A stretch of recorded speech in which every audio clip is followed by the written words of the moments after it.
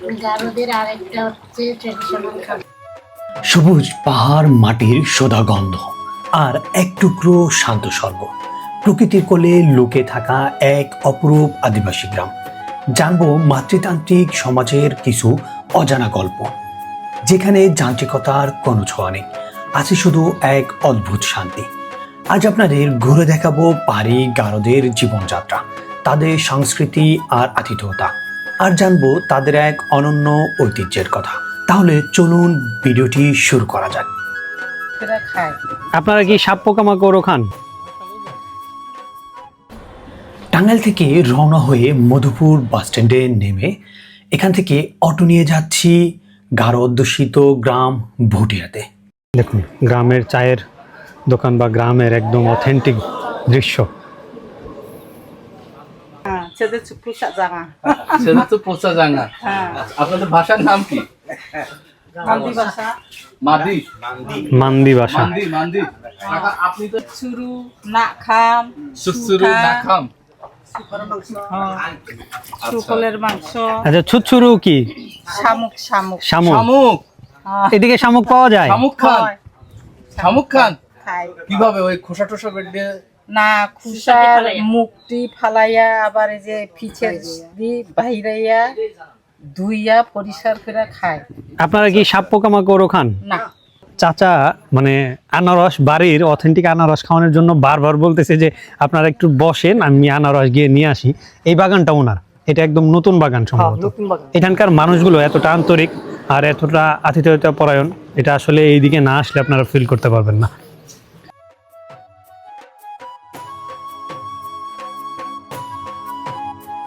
মধুপুরের এই গারো গ্রামগুলোতে ঢুকলেই একটা অন্যরকম শান্তি পাওয়া যায়। শহরে কোলাহল থেকে দূরে প্রকৃতির সাথে মিলেমিশে এদের বসবাস। আমরা সাধারণত জানি গারোরা পাহাড়ি অঞ্চলে থাকে, কিন্তু মধুপুরের এই সমতল ও টিলাঘেরা বনাঞ্চলেও শত শত বছর ধরে তাদের ঐতিহ্য টিকিয়ে রেখেছে তারা। এখানকার অর্থনীতি ও জীবনযাত্রার একটা বড় অংশ জুড়ে আছে কৃষি। মধুপুরের বিখ্যাত আনারস, জলডুগি, মাল্টা আর কলা ও আদার চাষে এই গারো ভাই বোনদের অবদান অনস্বীকার্য। তাদের বাড়িগুলোর দিকে একটু তাকান, কি শান্ত আর গোছানো পরিবেশ। এদের সমাজ ব্যবস্থা কিন্তু আমাদের চেয়ে অনেকটাই আলাদা। গারো সমাজ হচ্ছে মাতৃতান্ত্রিক, অর্থাৎ পরিবারের প্রধান হলেন মা, আর মায়ের বংশ পরিচয়ে সন্তানেরা বড় হয়। সম্পত্তির মালিকানাও পান মেয়েরাই, তবে সমাজ পরিচালনায় পুরুষদের ভূমিকাও কিন্তু অনেক। ওনাদের ঘরবাড়ি তৈরি করার ধরন, মাটির সাথে ওনাদের নিবিড় যোগাযোগ সবকিছুই খুব পরিবেশ বান্ধব। প্রকৃতির সাথে মিলেমিশে কিভাবে সুখে শান্তিতে থাকা যায়, ওনাদের জীবনযাত্রা না দেখলে তা বিশ্বাস করা কঠিন। গারো গ্রামের ভেতরের রাস্তাগুলো দিয়ে যত এগোচ্ছি ততই মুগ্ধ হচ্ছি। এই যান্ত্রিক যুগেও এখানকার বেশিরভাগ ঘরই মাটির তৈরি, তবে সাধারণ মাটির ঘরের সাথে এদের একটা মস্ত বড় তফাৎ আছে। এখানকার ঘরগুলোর দিকে একটু তাকালেই দেখা যায় কি ভীষণ পরিষ্কার পরিচ্ছন্ন।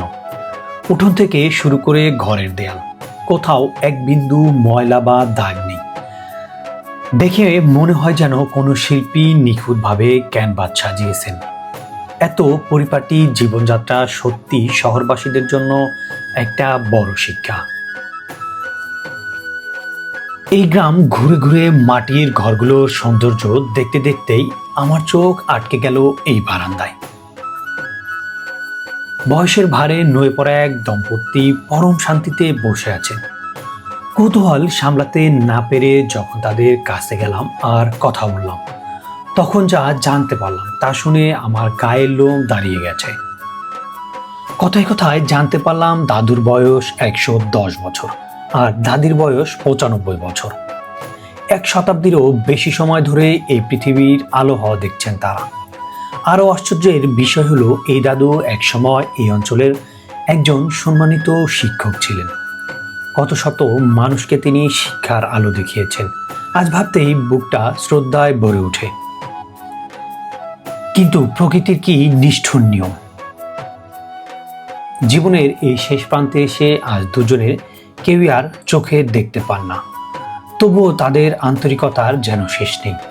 আমাদের কণ্ঠ শুনেই বুঝে গেলেন বাইরের কোনো অতিথি এসেছেন। আমাদেরকে বসতে বললেন পাশে থাকা চৌকিতেই। এই সুন্দর পৃথিবী, চিরচেনা শালবন কিংবা নিজেদের মাটির ঘর, কোনো কিছুই আর তাদের চোখে ধরা দেয় না। আজকের এই ব্যস্ত পৃথিবীতে যেখানে সামান্য আঘাতেই সম্পর্কগুলো ভেঙে যায়, সেখানে 65 বছর ধরে তারা একে অপরকে ভালোবেসে আঁকড়ে ধরে আছেন। এরপরেই চললাম বাজারের দিকে। আমরা আজকে এই গ্রামের গারোদের বাড়িতে তাদের ট্র্যাডিশনাল খাবার খাবো, কিন্তু আশেপাশে নেই কোনো বাজার। এই গারো গ্রামেরই স্থানীয় একটি ছোট্ট মুদি দোকান থেকে আমরা রান্নার টুকিটাকি সব মশলা আর তেল কিনে নিলাম।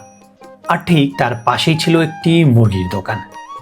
বনের গহীনে গারোদের গ্রামের একদম ভেতরে, আর সেখানে বাজার সদাই নিয়ে যাচ্ছি। মধুপুরের গ্রামে এসে আমরা এই বাড়িটাতেই রান্না করে খাবো, যার জন্য সব বাজার টাজার নিয়ে আসলাম।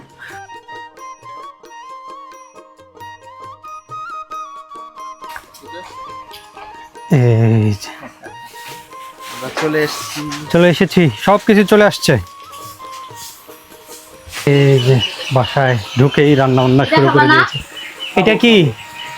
এটা কি মোসা না? পেঁপে ফুল। পেঁপের ফুল। পেঁপের ফুল, আচ্ছা। পেঁপের ফুল খাওয়া যায়? আচ্ছা আচ্ছা, ভালো তো। আমরা কিন্তু কখনো পেঁপের ফুল খাইনি। পেঁপে আনতে আমাদের জন্য দেখেন এই গরমের মধ্যে কত কষ্ট করছে, আর সাথে ছোট ছোট সোনামণিরা আছে, ওদের চিপস দেন, ওদের জন্য চিপস নিয়ে আসছি।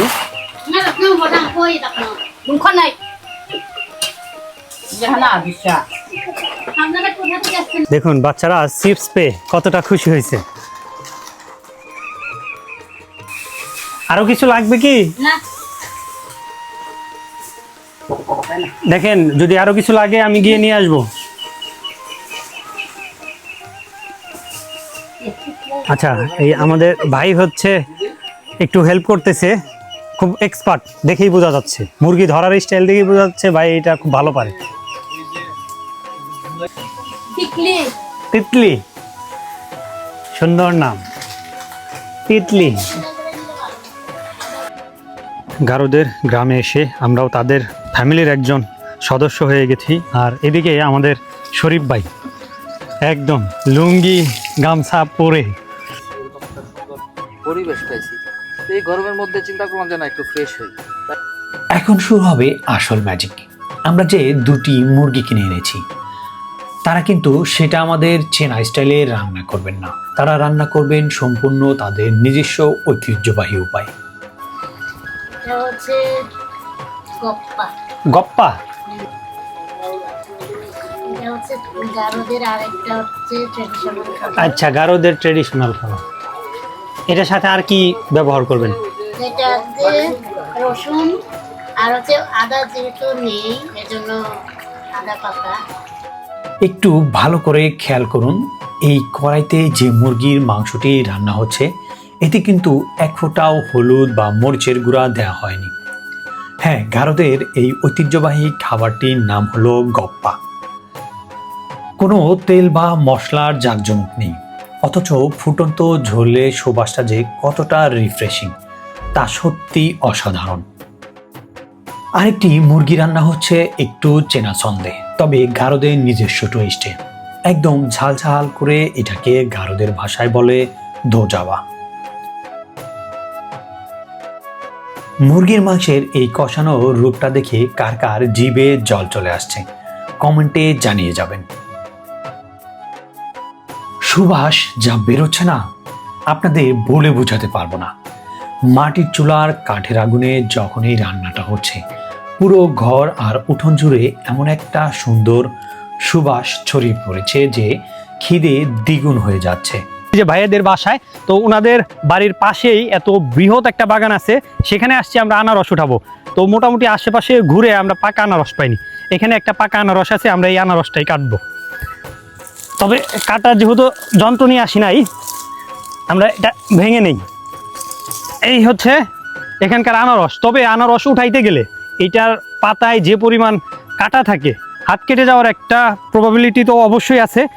মধুপুরের মানে স্বর্ণ বলা যায় আনারস, টাঙ্গাইলের স্বর্ণ। এই যে দেখেন আমরা যে আনারসটা উঠাইলাম বাগান থেকে, সেই আনারসটাই একদম কেটে নিয়ে আসছে, তবে একদম গরম, গাছ থেকে উঠানো, রোদে হিট হয়ে গেছে। খাইছেন? রসে এত রস থাকে, নিচে ফোটায় ফোটায় পড়ে।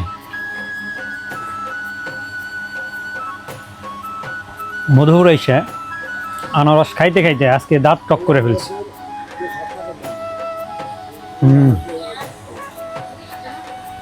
বড় শান্তির বিষয় হচ্ছে একদম গাছ থেকে উঠানো। রান্না শেষে তাদের মাটির ঘরের বারান্দায় মাদুর পেতে দিলেন। সেখানেই আমরা বসে পড়লাম। আজকের সেই রান্না জমিয়ে আজ খাওয়া হবে।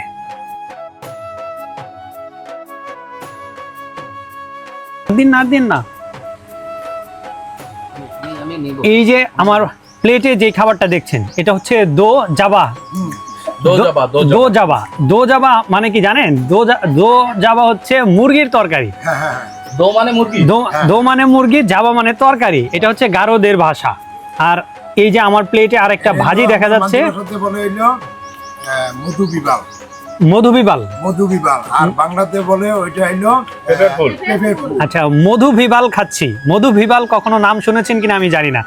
আর এটা হচ্ছে পেঁপের ফুল। দেখতে অনেকটা, যারা হচ্ছে সিম বা পাতুরি চিনেন, ওইটা ভাজি করলে যেরকম হয় অনেকটা সেরকম, মানে ছোট ছোট কুচি কুচি করে ভাজি করলে যেটা হয় এরকম। কিন্তু খেতে কেমন একটু আমি খেয়ে দেখাই, মানে খেয়ে আসলে আমি টেস্ট করে জানাচ্ছি। ওই উচ্চা ভাজির মতো। করলা ভাজি এর থেকে অনেক বেটার, মানে তিতার কথা চিন্তা করতে গেলে অনেক বেশি তিতা লাগতেছে আমার কাছে, যেহেতু ফার্স্ট টাইম খাচ্ছি। এটার সাথে ইউজ টু না, মানে খাবার খেতে খেতে যে একটা ব্যাপার হয়, এটা আমাদের সাথে আসলে মানে এই টেস্ট বারের সাথে আমাদের টেস্ট বারটা ঠিক নাই। আরেকটা ব্যাপার হচ্ছে এখানকার মুরগিটা একটু খেয়ে দেখি। খুব ঝাল করে রান্না করছে। না, জাল তো নাই।